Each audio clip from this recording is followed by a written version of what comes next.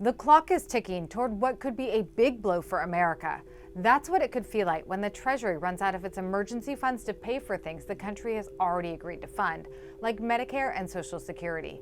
We're talking about the debt ceiling. Congress needs to raise it by the end of the month.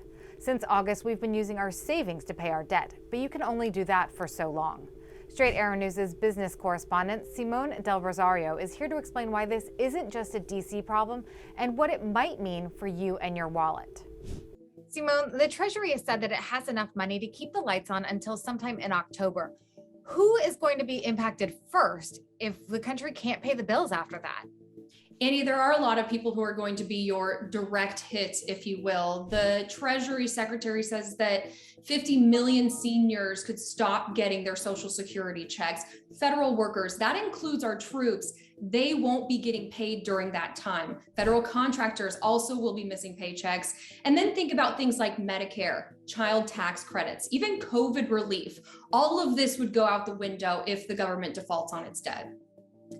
What happens if you work for a private company? Will you be okay then?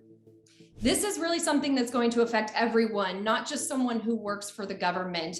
The government defaulting on its debt just creates a lot of chaos in the marketplace. So investments and savings, they're going to take pretty massive temporary hits if this happens. And the volatility doesn't just go away as soon as the government comes to some sort of agreement. So expect it to linger a little bit longer. In fact, it's happening earlier. Just this uncertainty around a looming debt crisis is injecting fear in our marketplace right now, which is one of the reasons we've seen the stock prices go a little haywire the past couple of weeks. And so you kind of touched on it, but how is this going to continue to impact the stock market? And what does this mean for the country's economy as a whole? Yeah, think about if you don't pay a credit card bill and then your credit score goes down and then you want to get a loan and they charge you higher interest rates. That's the same thing that happens with the government right here. Their credit rating is going to go down and say, it's not that safe to buy Treasury bonds in the United States. Therefore, people who are investing are going to want higher interest rates. Those higher interest rates are going to be passed on to you and me, the consumers. Life gets a lot more expensive in America when it's not seen as a real safe haven for investing.